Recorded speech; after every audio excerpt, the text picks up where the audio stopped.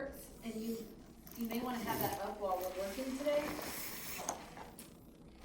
I call it rough financials because it is in no way what I would say presentation ready. Like it's definitely not the way that financial statements should be presented. It just gives us the numbers that we need, okay? So when I post the presentation information, which I will do today after we finish up, I will give you the formats that I want the balance sheet and income statement in. So these are just to help us do the cash flow statement today, but just keep in mind that that's not what it even says on there, not for, for internal use only, not for external use. So it's really just for us to have the numbers that we need to do the statement of cash flows and the statement of stockholders' equity. So it's kind of got all the summarized numbers, but it's just not in very pretty form. Okay, so hopefully you had a chance to watch the video on the statement of cash flows. I know that Professor Bearden went over it in 2211, but that's like one of the very last things that you do, and you don't get to spend a lot of time on it. And I think she only does the indirect method, and we're going to be doing both today. So I'll talk some about it as I go, but I wanted you to have kind of an overview before we started doing it for WebWorks. But the basic purpose of the statement of cash flows, I mean, it's exactly what it sounds like. It's just to provide users with information about cash. Okay, so this statement, the income statement, we know, is not a cash statement, right? We do accounting using the accrual method in the United States. And so, for instance, revenue isn't always cash revenue. We might have some that hasn't been collected yet in cash, right? If we have AR, we know that we haven't collected all of that revenue in cash, but we still get to show it as revenue as long as we've earned it. And expenses, we haven't always paid them yet, but even if we haven't paid them, if we've incurred them, we have to include them. And some of our expenses are never cash, like depreciation and bad debt expense are not cash expenses. So the income statement is not going to show users cash. It's not going to show cash revenue. It's not going to show cash expenses. It's going to show accrual revenue and accrual expenses. The balance sheet has cash on it, right? It's a current asset. It would be usually the first thing we see on the balance sheet is cash. But it doesn't tell us how WebWorks got that cash. It just says, here's cash of, I think they have like $91,000 in cash at the end of the year. So here's how much they have in cash, but it doesn't tell people outside the company anything about how they got that cash. So the statement of cash flows as is was created, I guess, if you want to say, or dictated by FASB. I think it was an SFAS, Statement of Financial Accounting Standards 96. So it was a while back that they said this is how we want the statement of cash flows done. So basically what they did was they separated out the statement of cash flows into three parts. They had the operating section, the investing section, and the financing section. So there's three different purposes to each of those sections. The operating section is basically our day-to-day business. They collected cash from customers, they paid employees, they paid interest on a loan, things like that. The investing section is what assets WebWorks has invested in to run their business for the long term. So if they purchase land, if they purchase buildings or vehicles or something like that, or if they sell those things, those are considered to be investing activities. They're investing in the long-term growth of the business by buying long-term assets. Then the last section is financing. So financing, you guys are in finance right now, or you've had finance, most of you. And so you know that that's basically how do we get the money we need to run the business. So the financing section tells investors, oh, we took out a loan, or we sold stock, or we paid dividends on our stock. Okay, so the financing section is basically, do they use debt to finance their business? Do they use equity to finance their business? How are they getting the money they need to run the business? So those are our 3 sections. The operating section is our most complicated section for sure. And it can be done one of 2 ways. Now, I don't know why FASB provided a choice, but they did. And they allow businesses to choose whether they use the direct method or the indirect method. We're going to do both because FASB much prefers the direct method, which is again why I don't. And they've been saying for a while that they were going to force businesses to use the direct method, but as far as I know, they have not gotten to that yet. But FASB prefers the direct method, but almost all businesses use the indirect method. Okay, so you need to know how to do both. So every year we're going to do both. And if you do the direct method, you have to show the indirect method in the notes anyway, and so that's how we're going to do it.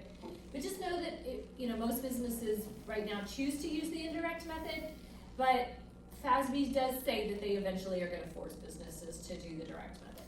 It doesn't really matter. You're going to get the same cash from operations no matter which one you use. Okay, so you'll see that today that when we do the direct and we do the indirect, we're going to get the same cash from operations, but there are totally 2 approaches to looking at cash from operations. Okay, so I'm going to be using 2 sheets today as I go through.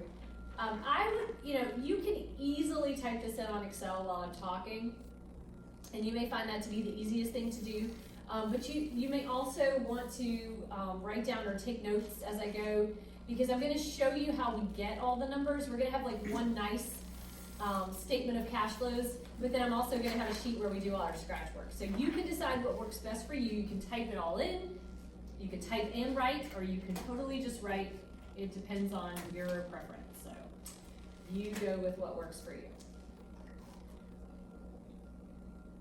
Okay, so we are doing the statement of cash flows. Looking pretty neat. For WebWorks Inc.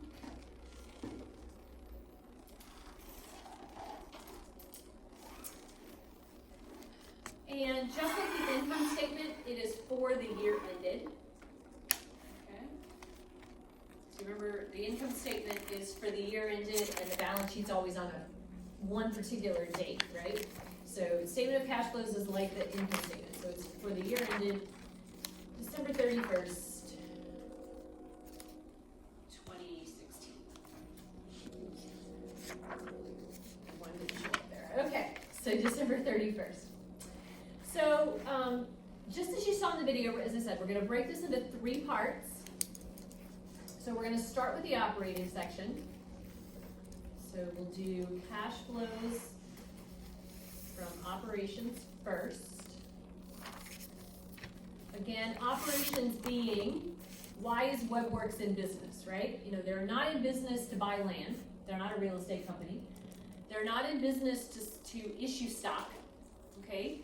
So those are not going to go in operations. They're going to go in investing or financing. But WebWorks is in business to design websites, provide cybersecurity, do all sorts of IT sort of things. So the activities that are involved with their day-to-day operations or day-to-day dealing with customers and all that sort of stuff is what's going to end up in our operating section. Now, the direct method is simply an income statement, not on the accrual basis, but on the cash basis. So if all of a sudden FASB said, you know what, we're not going to use the accrual method anymore, we're going to use the cash basis of accounting now. If all of a sudden they did that, this direct method operating section would be the income statement on a cash basis, okay? So we do accounting on the accrual basis where we earn income and we incur expenses, but if all of a sudden we switch to a cash basis, that's what the income statement, this is what the income statement would look like, okay? So what we're going to do is we're going to walk down the income statement line by line, and you've got that there, and we're going to turn each one of those accrual numbers into cash using the accounts that are provided on the income statement and the balance sheet, okay?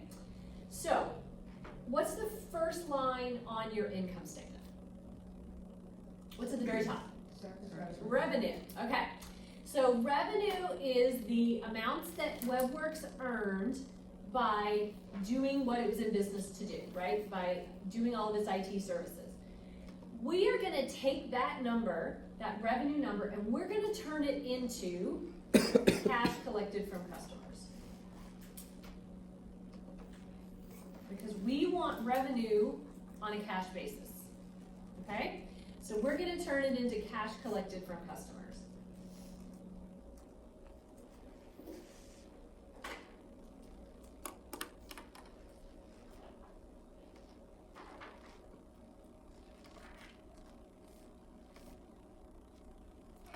All right, so now I'm going to get my little worksheet out so we can solve for that, and then we'll put it back on the nice looking sheet. Okay. So we're going to start with revenue. So how much was revenue for the year? $300,000. Okay. So here's what we do, guys, is we think about what balance sheet accounts are related to revenue. And those help us determine if all $300,000 in our revenue was collected in cash or not. So what balance sheet accounts are related to revenue? When I credit revenue, what do I usually debit? Not accounts payable, the other one. Accounts receivable, right? So accounts receivable is a balance sheet account that tells me whether I have collected all of my revenue in cash or not. If there is still an ending balance in accounts receivable, have I collected all of my revenue in cash? I have not, right? Some customers still owe me for something, okay? So, and the nice thing about doing year one, guys, is we only have to deal with ending balances. We don't have to deal with beginning balances. We're gonna ignore beginning balances totally. We'll deal with those when we get to year two. So we're gonna keep this as simple as possible for this first year. So, WebWorks has an ending balance in accounts receivable. So I am going to subtract that ending AR, okay, ending accounts receivable, because that indicates to me that WebWorks has not collected all of this revenue in cash, and I want cash collected from customers, right? How much is in the ending balance, or how much is the ending balance in accounts receivable?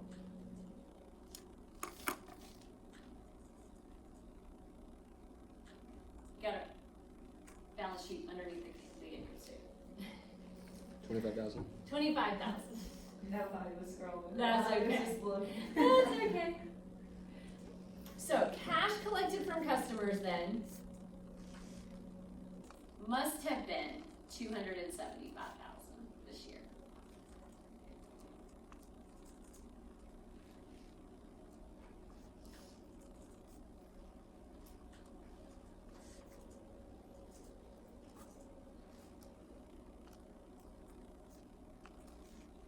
So all we're doing is we're taking accrual numbers, we're using balance sheet accounts to help us turn those numbers into cash numbers, okay? Sometimes we'll add them, sometimes we'll subtract them. So let's put the 275 over here as cash collected from customers.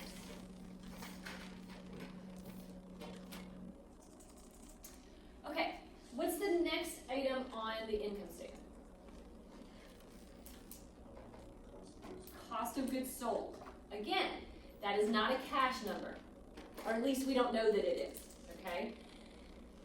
So, we need to turn it into a cash number or to determine that it is cash, which I can pretty much guarantee that it's not.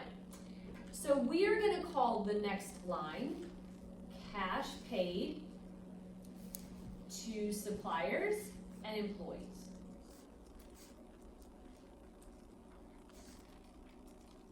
Okay, so we're going to turn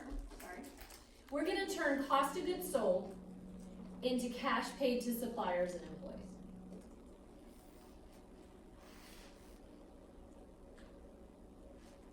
Because if we were to look at cost of goods sold in our ledger, it's made up of Supplies expense, that's a big part of it, is the supplies that they use in the shop. So supplies expense, the tech wages. In this case, in this year, the training, the crew training was in there. Those are the main things I think that we had in year one in cost of goods sold, okay? So we're gonna take cost of goods sold and we're gonna turn it into the cash that was paid to the suppliers and to the employees. Because not all of that cost of goods sold is necessarily cash. We might have some accounts that'll tell us, not all this has been paid yet, or maybe we paid more than what's on there, okay? So we have to look at it either, both ways.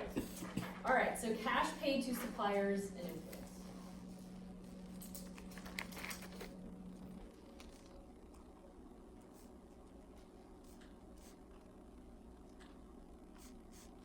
All right, so what I really want here to start with, we're gonna ignore the employee piece for just a minute, because we'll deal with it, we'll deal with the employees in just a second. I'm gonna deal with the supplies first, which is basically inventory, right? Remember, supplies on hand is still there. So I'm gonna deal with all the supplies that they purchased, the supply inventory that they purchased this year. And to do that, I'm gonna use the cost of goods sold equation. You guys remember what that is? What is it? Beginning inventory. So cost of goods sold equals beginning inventory plus purchases minus ending inventory. Good. Okay. So what I'm looking for is this number right here. Because what I eventually want to get to is cash purchases. All right, because I'm trying to turn this into cash. I know this number, I know this number, and I know this number. I'm going to actually solve for this number. Okay, so I'm going to turn the equation around a little bit because I'm not solving for this number. I know what this number is. I'm solving for this number. So we're going to start with cost of goods sold, which was how much according to the income statement?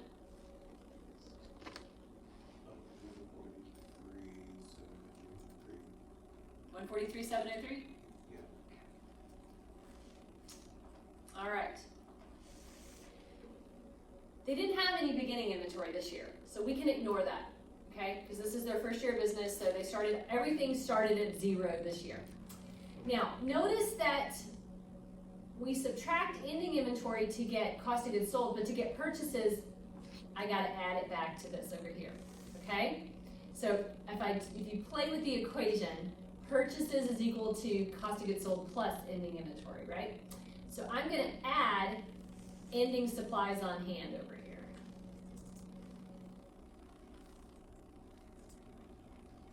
How much was that? You guys remember? You can look on the balance sheet, you know. I just thought you might. 2,900, yeah. Okay. That's gonna give me purchases.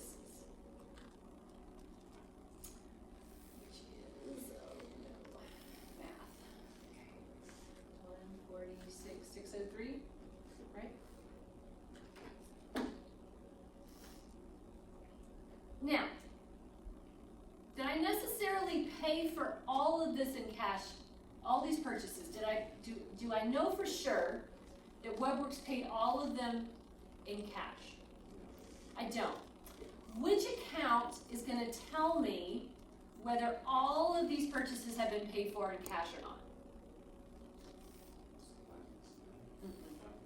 That's in cost of goods sold. That's already in here, okay?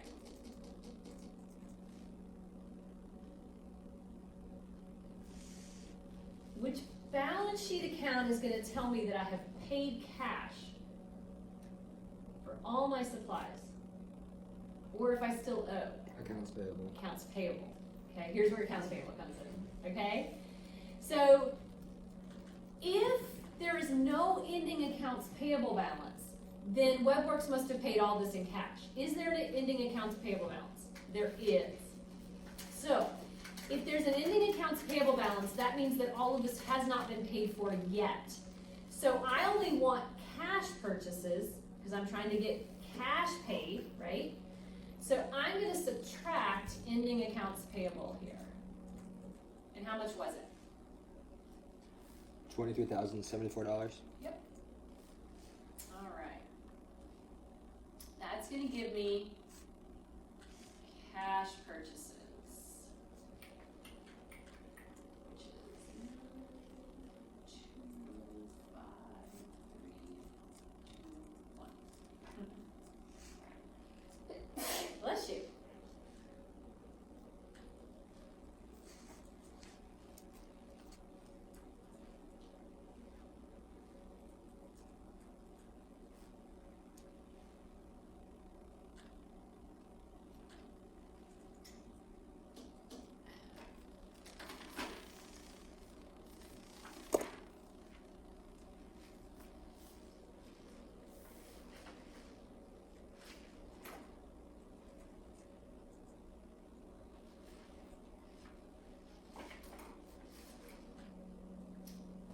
Okay.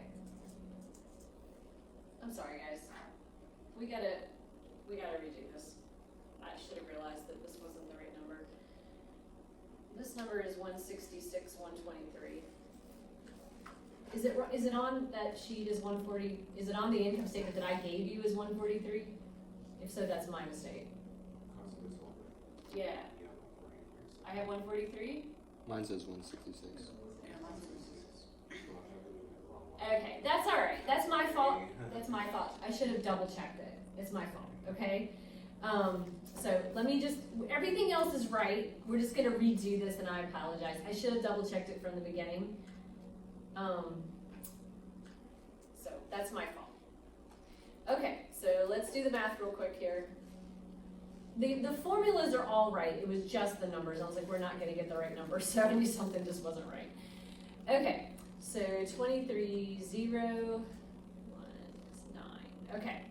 So purchases should have been 169,023, and then we subtract the 23,074. I'm sorry, guys. I did not mean to make this more confusing than it already is. Okay. So that's 9, 4, 9, 5, 4, 145, 949. And if you're using Excel, double check me on that. Check myself.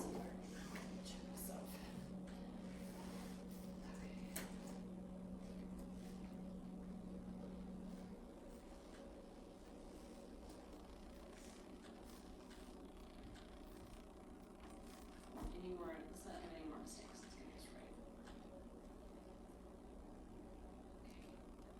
Okay. 949. All right. Now we're rolling. Okay. So cash paid for purchases 145,949. Now, the other part though of this cost of goods sold number up here, not all of that was supplies. That also included the tech wages. So remember that we ended up asking Mike if he had accrued wages payable for the year, and he told us no when we did it. So that means that there are some wages that we ended up, because remember we debited tech wages, which is part of cost of goods sold. We debited tech wages, and we credited wages payable at the end of the year for the amount that had not been paid yet. So the other thing we're gonna have to do here is subtract out ending wages payable, because that hasn't been paid yet either.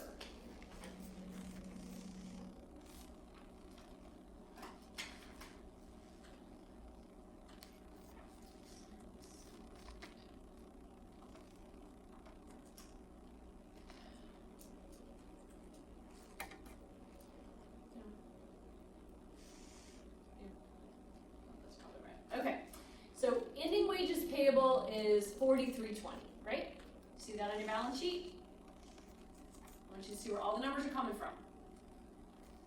So, cash paid to suppliers and employees. Now I got my calculator, I'm just gonna do it. 141,629, that is correct. Okay. All right, so we actually had to use 3 balance sheet accounts to get our cost of goods sold to our cash paid to suppliers and employees.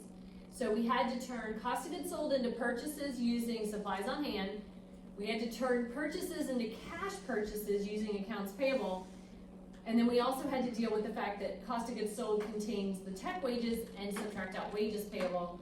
And then we get past cash paid to suppliers and employees. All right. So that's 141, 629. So let's get that on our sheet here. Okay.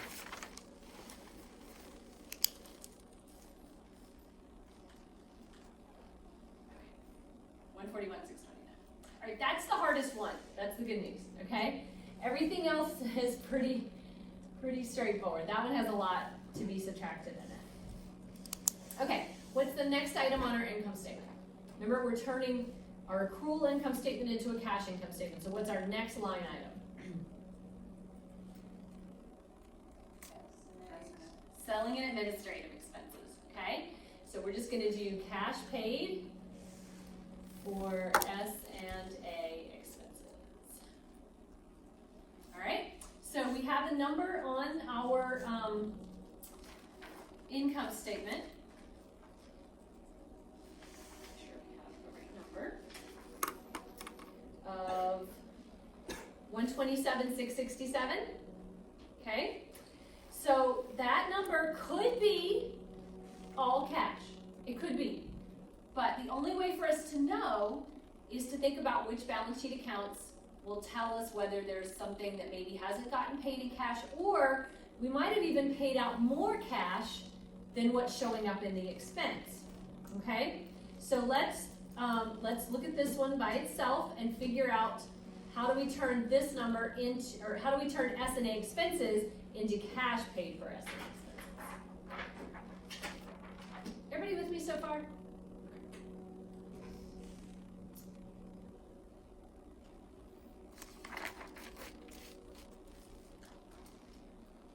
Okay, so S&A expenses. 127,667. Okay, so things that go into selling and administrative. Remember, that is the office side of our building. Okay, so cost of goods sold was all this over here with the shop. And S&A is over here with the office. So it's things like utilities for the office, insurance expenses in there. If we had done a bad debt expense, which we didn't, if we had done a bad debt expense, it would be over here. So those are the things that go into S&A expenses. So since I know that insurance expense is in here, which balance sheet account am I going to have to look at to determine whether that entire insurance expense was cash? What's the corresponding balance sheet account for insurance expense? Prepaid insurance. Prepaid insurance. Is there a balance in prepaid insurance?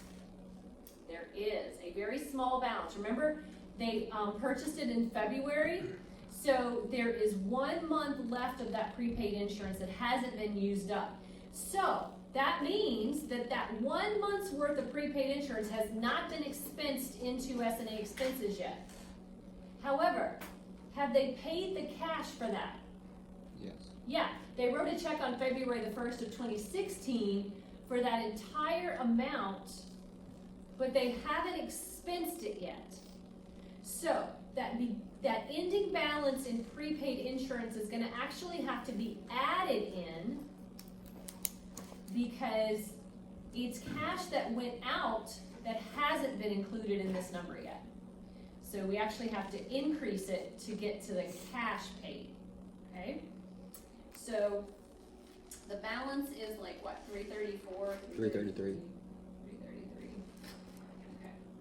So let's add that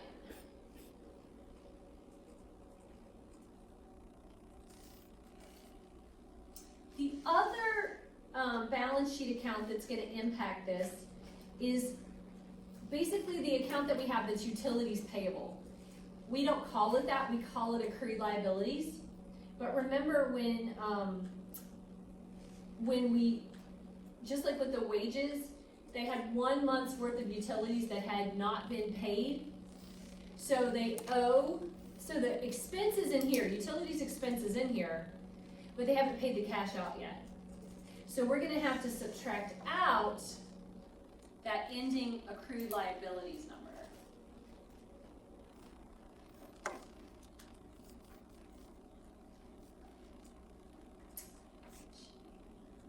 $1,500. Okay. Let's make sure we get this right.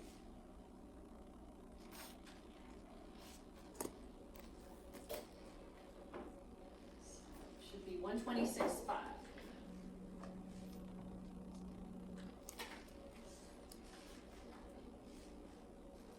So cash paid for S&A. 126. So all you're going to be showing, guys, when you do your statements is these final numbers here. But I want you to see where they're coming from, okay? Because next year it's going to get harder because next year we have to deal with the beginning balances too.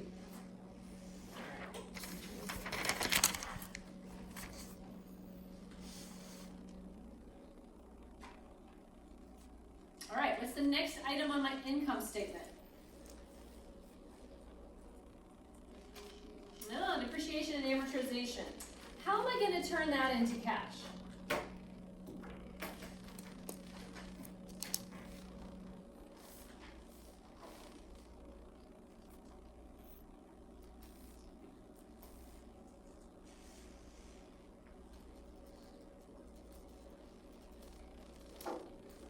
It's a trick question. Is depreciation ever a cash expense? Ever. What's the only entry we make with depreciation expense? We debit depreciation expense and we credit accumulated depreciation. We never ever credit cash with that, right? We spent the cash when we purchased the equipment, not when we depreciate it. So, when we're doing the direct method, we can completely ignore depreciation and amortization because it can't be turned into cash. We can't have cash paid for depreciation expense. We can't have it. So we can ignore that line because it can't be turned into cash. It's never cash. And so we just ignore it. All right. So our next item then is going to be interest expense.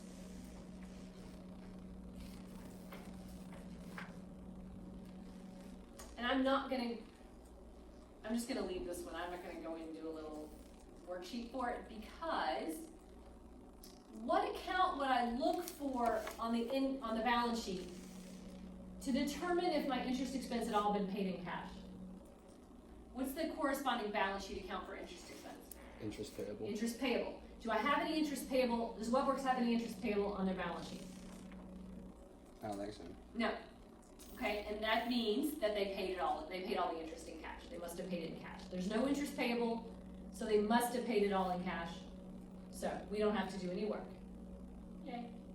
Next year we will. All right. How about cash paid for taxes? That's our last one. What's the corresponding what's normally the corresponding account for income tax expense on the balance sheet? Taxes payable. Income tax payable. Do they have any income tax payable? No. No. But this year was special, remember?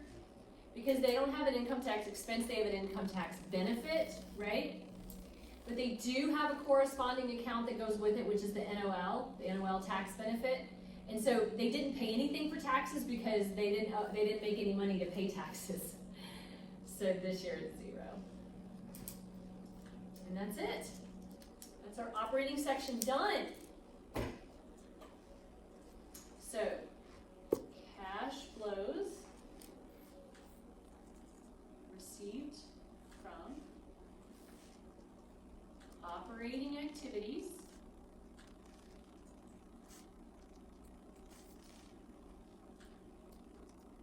$6,416.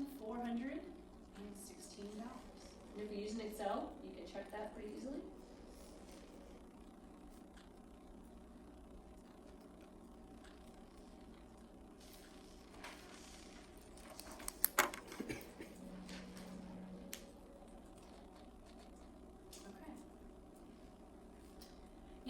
we're gonna look at another way to do this in just a minute when we do the indirect method. But that is our cash flows from operations. Now, this is a weird year for WebWorks. This won't ever happen again. But well, look at the balance sheet for a second. What long-term assets do they have?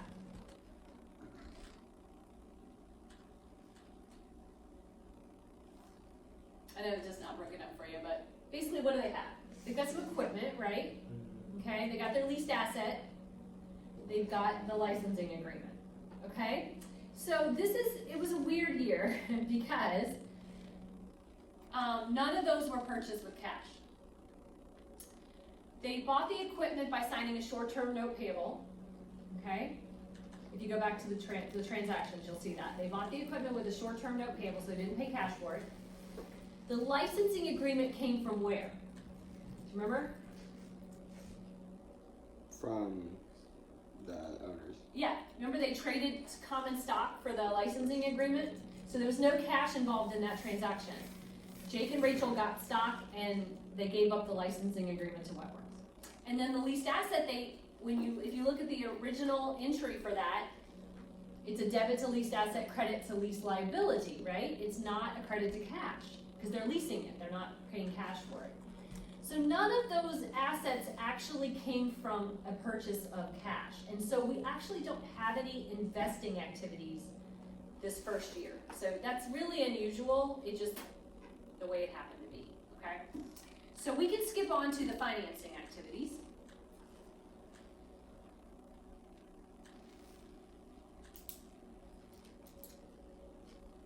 Now we are gonna do something with those in just a minute. Just if you're sitting there like, well, that's terrible, how will anybody know what happened? We're gonna tell them, okay? But we can't put it on the statement of cash flows because none of them were bought for cash. So that's why we just ignore those investing type activities this time.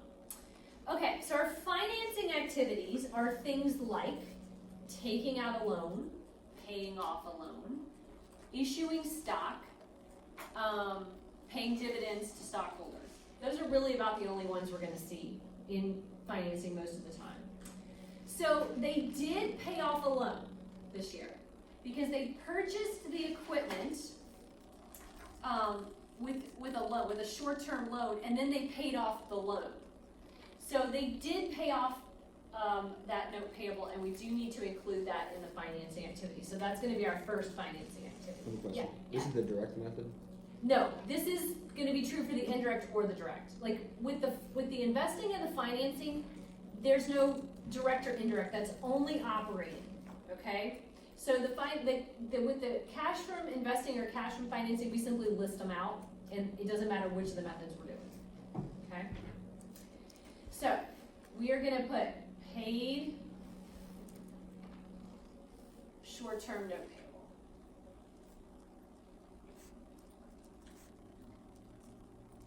And it was for $15,000. If you look in the transactions, you can see it. If you just want to go back and find it yourself at some point, you just want to see it, you'll see that there is a debit to short-term note payable, credit to cash.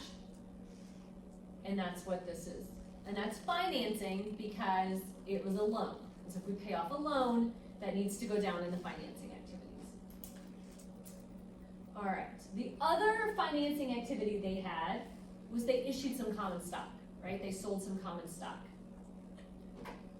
Now, we gotta be careful on this one, guys. How much is in their common stock account right now? 120,000. Okay, was all 120,000 of that issued for cash? No. No. 20,000 of it was issued for what? The Licensing agreement, right? 20,000 of it went to Jake and Rachel in exchange for their licensing agreement. So only 100,000 of it was actually issued for cash to Rachel's dad and Jake's sisters. So only 100,000 of it should be included in the statement of cash flows because we want cash only. So, cash received from financing activities.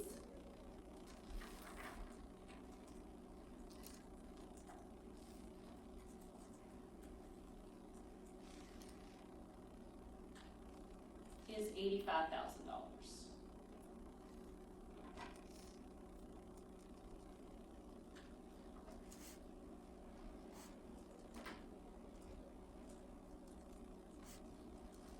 So now we're ready to calculate the change in cash for the year. The change in cash is the sum of cash from operations, cash from investing, and cash from financing. So cash from operations was $64.16, cash from investing was 0, cash from financing was $85,000. So the total change in cash was $91,416. So just to make sure you see where it's coming from, it's the cash from operating plus the cash from investing, which is 0, plus the cash from financing, which is $85,000. So $64.16 plus $85,000 is $91,416. Okay, so it's the three sums added together. Then we add cash on January the 1st, which was 0, right? Because they started business this year. So all the beginning balances are 0. And that'll give us cash on 12/31 of $91,416. And this is where we turn very carefully to our balance sheet and we pray the entire time and hope that the cash on our balance sheet equals $91,416, and does it? It does indeed. And then we go, yay, because trust me, it's really hard to do that when you're doing it by yourself.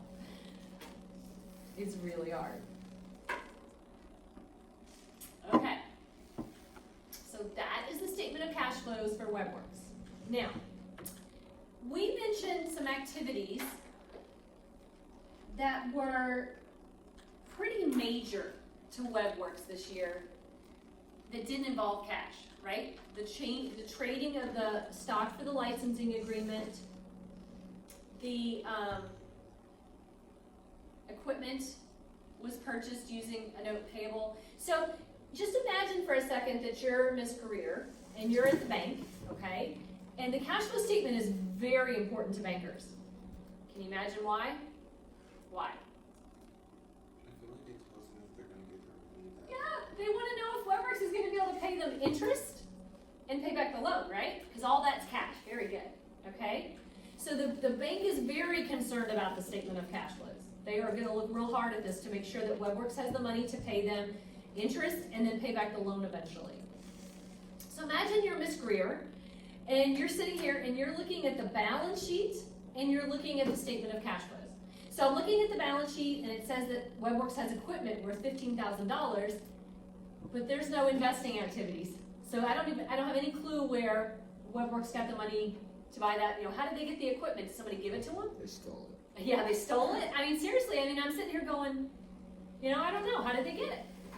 I'm looking at common stock. And common stock on the balance sheet says they have $120,000 in common stock, and they issued common stock for $100,000. I'm sitting here going, I don't understand. Okay, where did they get that? So we're going to help Ms. Greer. That's our job, is to make sure that we have provided the information that she needs to make this decision. And we're going to put something at the bottom of the statement called a schedule of significant non-cash transactions. So these are things that don't involve cash, but help explain what might be missing on the statement of cash flows.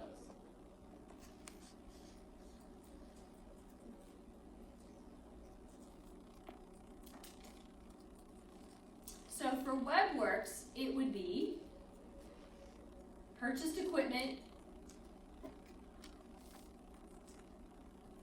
by signing a note payable.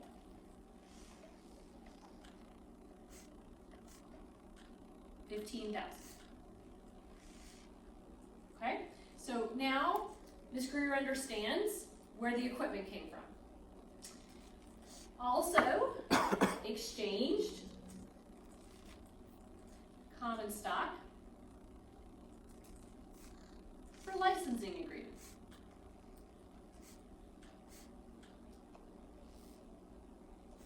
$20,000. So now she knows where the licensing agreement came from, and she knows why common stock here doesn't equal common stock on the balance sheet. So that's very helpful information to her. It's not part of the statement of cash flows because it doesn't involve cash, but it helps her understand how the statement of cash flows and the balance sheet fit together. So if you have something that's real significant to the statement of cash flows and the balance sheet that doesn't involve cash, it's a good idea to put it down here so that the person who's looking at it can understand it.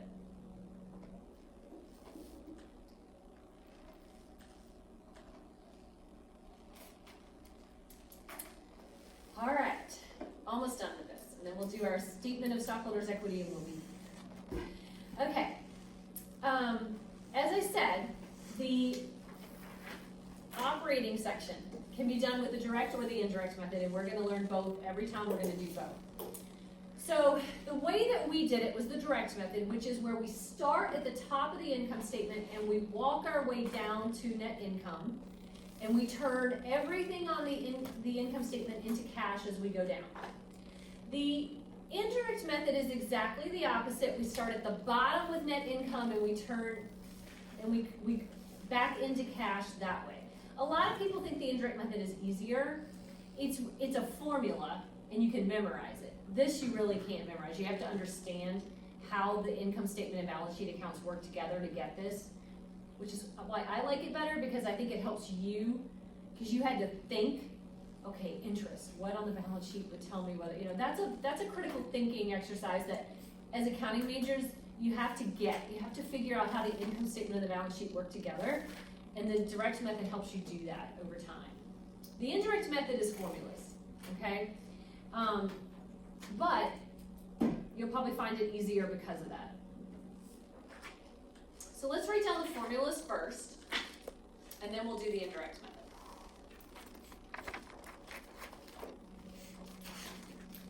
method. Most of the time,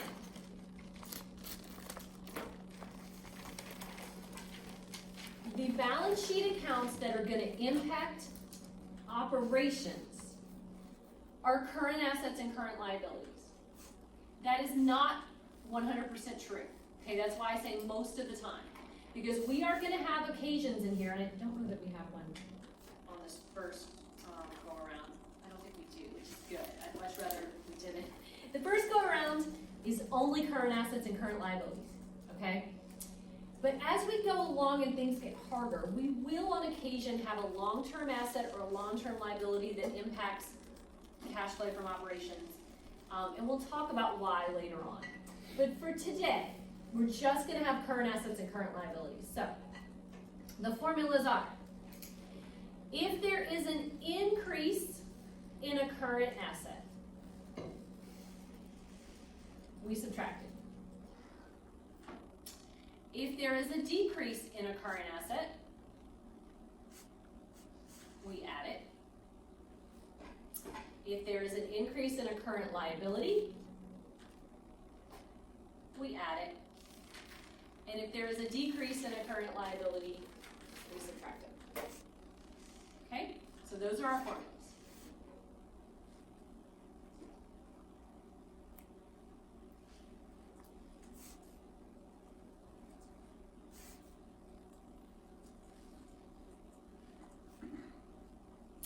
So this particular thing that we are getting ready to write down is going to go on your notes to the financial statement. So if you want to, go ahead and pull up the notes. They're on, you have them, right? I'm pretty sure I've posted them. We looked at them. If I haven't posted them, I will, but I think you got them. On the notes to the financial statements, the last note, note 5, is the reconciliation of net income to cash flow from operations. So on note 5, the other 4 notes you can ignore. You don't have to type anything. You can just print them out. You got them. But note 5, you're going to have to go in and type what we're getting ready to do. which is why I give it to you as a Word document, so you can just go over and type it up, okay? So, it starts with, as I said, it's the opposite of the direct method. So with the direct method, we start at the top of the income statement with revenue. With the indirect method, we start at the bottom of the income statement with the net loss, or net income. In this case, it's a net loss. So what was their net loss for the year? Anybody remember? 871? Okay. We are going to turn this number into cash from operations. So we're going to put something here underneath the net loss. We're going to put adjustments to reconcile net loss to cash flows from operations. And then we're going to make all those adjustments that will help us reconcile this number to, where is it? This number. We are going to turn this number into that number, okay? It's magic. All right. The easiest thing to start with, in my opinion, is depreciation and amortization. Okay, so we got to ignore it on the direct method. We don't get to ignore it for the indirect method, but it's really easy. Because it's never cash, we just add it back. Okay, it's never cash, so we just simply add it back into the net loss. Because we're trying to find cash. So we're going to add in depreciation and amortization expense, which was $7,000 for the year. Yeah, there it is. Okay. So we're just going to add it. Every time you do this, you can just start with that line item from the income statement because it's never going to be cash, but it's in this net loss. We just got to add it back. The rest of what we're going to do is we're going to look at the balance sheet. So go to the balance sheet if you're not there already, okay? And we're going to use our little formulas, and we're going to turn all those current assets and current liabilities into pluses and minuses, okay? And it's really easy this year because we don't have to look for the change. This year they're all increases because they were all zero to start with, all right? So this year they're all increases, but next year there'll be some that are increases and some that are decreases. Okay, so the first item is accounts receivable. It increased by $25,000 from zero at the beginning of the year. What am I going to do with it? Subtract. Subtract it.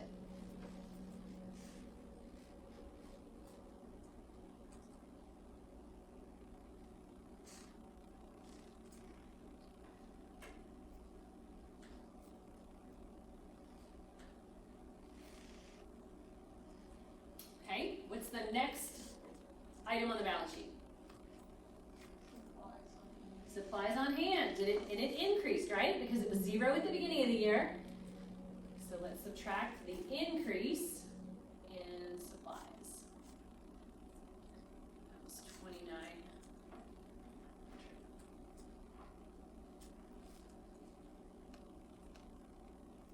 Okay, what's next?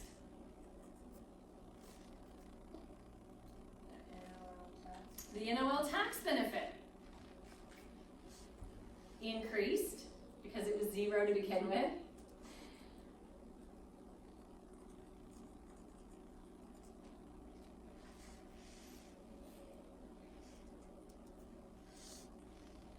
And I should have one more asset, prepaid insurance. So subtract the increase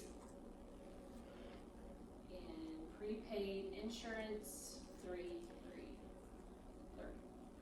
Okay, now that will not always be true. We will not always subtract all of our current assets out.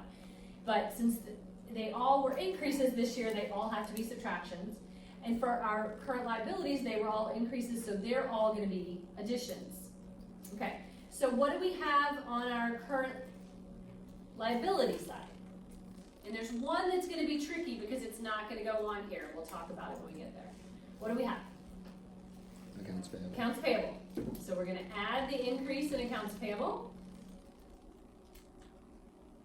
Oops, here I'm trying to subtract it. Ignore that. That's an increase. Okay, what else do we have?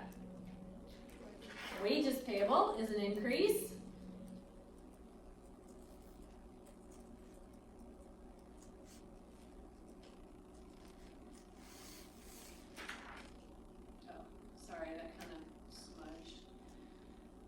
Okay, so that's 4320.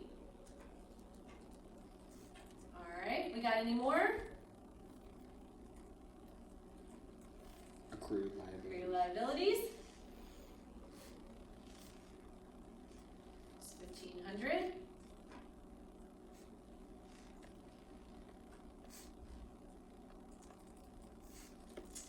there should be one more.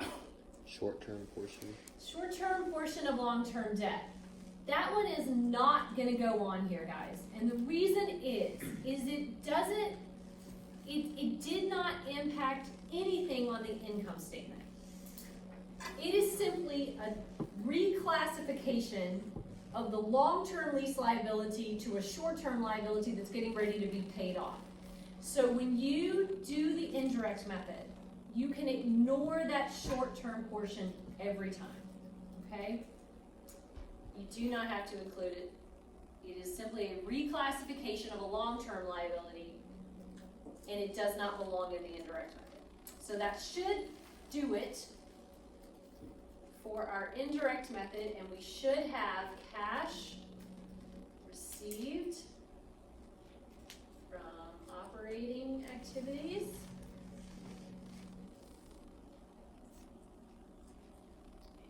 Better equal what we had from the direct method, which was 6416. And you should be, if you're doing Excel, it should add up nicely. Don't forget to add in the 871, okay? So it starts with the 871, and then you add the 7,000, subtract, add, and it should give you the 6416.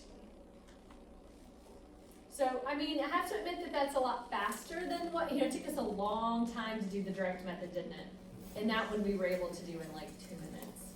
So there is something to be said for this one because it is easier, but I think you learn more by doing the direct method. Just my opinion. Okay, so this whole piece right here is gonna get typed into note 5 on your notes. Okay, so you're just going to type that in to note 5 on your notes, just like that.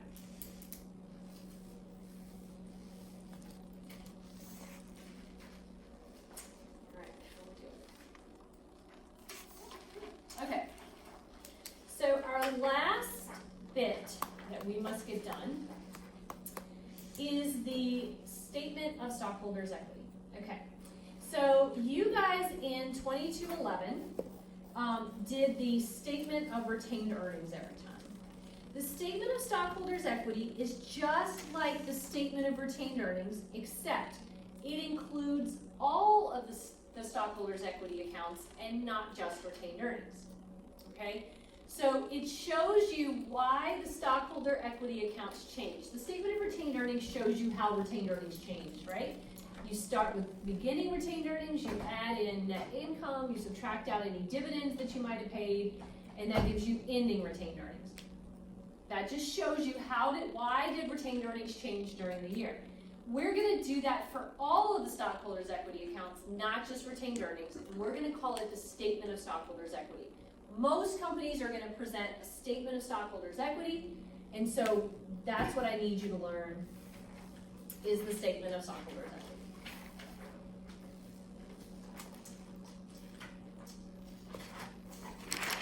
But it really is easy because all it is the changes to the statement, to the accounts, and that's all it is. And so all of the ending balances on this should equal what's on the balance sheet. So we have a way to check ourselves. Okay, so this is the statement of stockholders' equity. This will finish things up for us.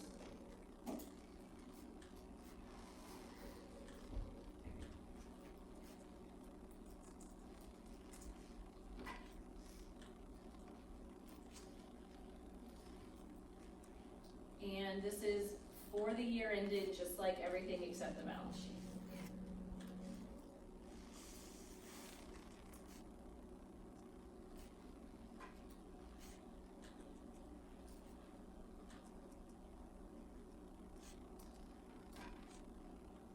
Okay, so we are going to start with the beginning. beginning balances, just like if we were doing the statement of retained earnings, we'd start with retained earnings on 1/1. We're gonna do the exact same thing, except that we're gonna start with all of the statement, the stockholders' equity accounts, which there's only 2.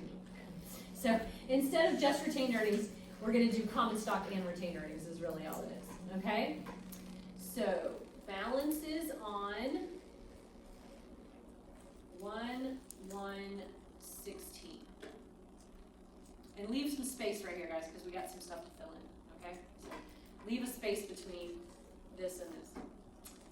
All right, so along the top, we're gonna put all of our stockholders' equity accounts, including common stock shares. Now, this is not an account, okay? This is just the number of shares that they have. So we're not gonna add that in when we do our final balances, it's just shares. Okay, so there's common stock shares, then we do common stock itself, we do retained earnings,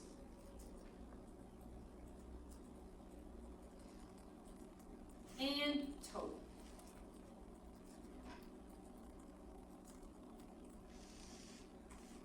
And this will grow over time, guys, as we include more accounts into our stockholders' equity section. We'll have to make more room at the top for those accounts. Okay, at the beginning of the year, they had nothing. It's their first year of operations.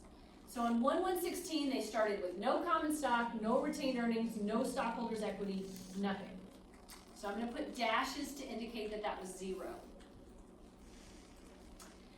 We then put any transaction that affected any one of these particular accounts, okay? So for instance, if they issued common stock, that's gonna impact the common stock account, right? So they have 12,000 shares.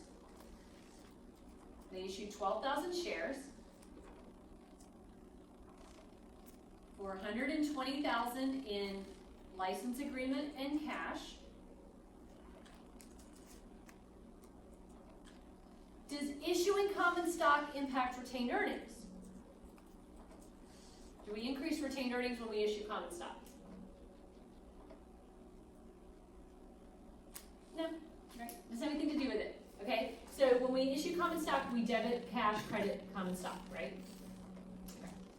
So the total, we ignore the retained earnings column, and total stockholders' equity increased by $120,000 when WebWorks issued their common stock. That's all there is to it. There was one other transaction or event that increased one of these, and that's the one that you're used to. What increases retained earnings? Beginning retained earnings plus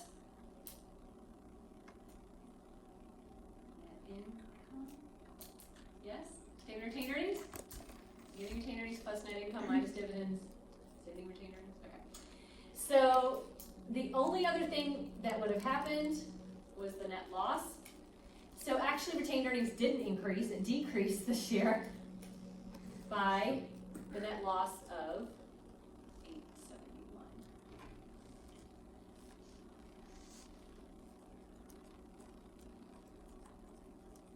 That was it. Those are the only things that impacted stockholders' equity. So the balances on 12/31/16 was 12,000 shares of stock worth $120,000. Retained earnings is a negative $871. And total stockholders' equity is $120,000 plus a negative $871, which is $119,129. All right, so look at your balance sheet real quick. Do these 3 numbers tie to what's on the stockholders' equity section on your balance sheet? Yes. Yes, then you've done it right. Okay? So all you have to do is match up these three with what's on your balance sheet, make sure that they match up, you haven't missed anything, and you should be good to go. And that's your statement of stockholders' equity. That's all there is to it. After the cash flow statement is kind of a letdown. Okay, I want to show you one more thing on Connect real quick, and then I'll let you go. Everybody got this? Okay.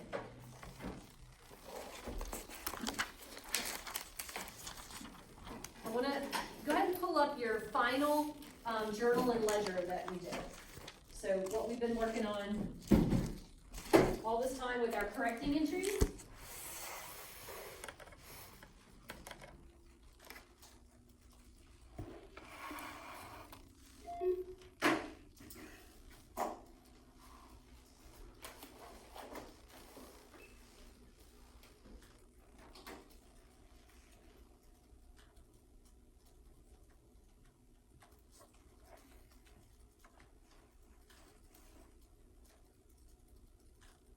So while this is spinning, I should have come in and done this, but I wasn't thinking I was going to use it. So I'm going to post everything about the project today. Please keep in mind that we're doing 3 groups of 3. Have you guys chosen your groups? Does everybody know? Okay. So is it you 3 ladies? Okay, so I assume you're going to be with Sarah and Laurie then, probably, because you guys are all gonna, yes? Okay, well, you know what, we're just gonna go with that, all right? So, I'm gonna assume that that's what we're gonna go with, because I need to post times for presentations, okay? So on Monday, you will only need to be here during your presentation time. You will not be presenting in front of the other groups, all right? So, I'll probably just allot half an hour for each one. It may not go half an hour, but since we've got 3 and we've got an hour and a half, that way you have setup time and breakdown time and all that fun stuff. Dress is business professional, okay? So gentlemen, as close to a suit as you have. If you don't have a suit, I'm not expecting anybody to go buy a suit, but it needs to be as close to a suit as you've got, okay? So at least a sport coat, tie, khakis if you don't have a suit yet, okay? Ladies, if you have a suit or a very nice dress, or very nice pants and a blouse. Okay, that's business professional for women. Because you're going to be representing Gonzalez and Juarez to the bank and to Ms. Smith and Mr. Washington, the owners of the business. Okay, so you're going to be coming in as professional accountants. You need to dress the part. Okay, if you were making a presentation like that, you would certainly be dressed. It's not as formal in accounting by any stretch as it used to be, but there are still times when you wear a suit, and this is one of them. I will get back to you with, you will put all of the statements together in a binder for, and they'll come to me because I'm gonna be the one that grades them. But there will be more people in here than just me for this presentation. The faculty love this presentation, and so probably most of the business faculty will be here with us, okay? All the ones that can get out of class will come, and they'll take on parts. So Ms. Greer and Mr. Washington and Ms. Smith and those sorts of things. So it makes it a little bit more realistic and fun, because it's like you really are presenting to the bank and to what works. So I'll let you know how many copies of the statements you will need, but everybody will need their own copy. So I will, as soon as I talk to the faculty, I will let you know that. But only one of them has to be in a binder. You can just bring the other ones stapled or whatever. Okay. This isn't what I want. Give me 1 second, guys. I don't want anybody to get confused when you go to do the statements. I really want to show you this. Already confused.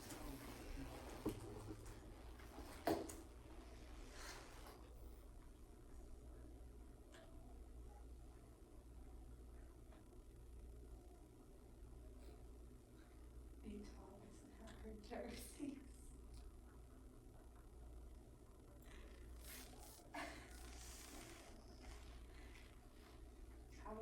tell your parents to bring it, just wear somebody else's until we start playing, and that way you don't have to drive 45 minutes back home. Like you're so late. And I'm making a call until 1 o'clock this evening. Okay. So, if you will, if you haven't already, go ahead and pull up your ledger. You probably have had it up for like 10 minutes while I'm trying to get the computer to come up. But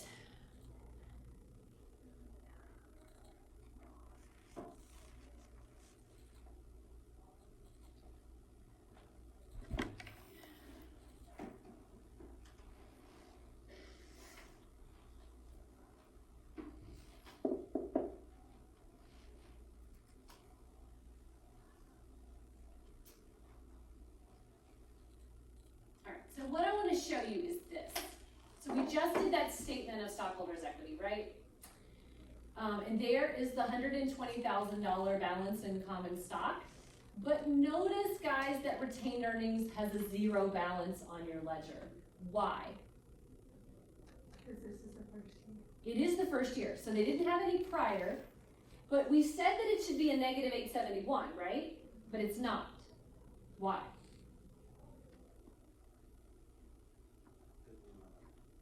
Exactly, in that we have not done closing entries, okay?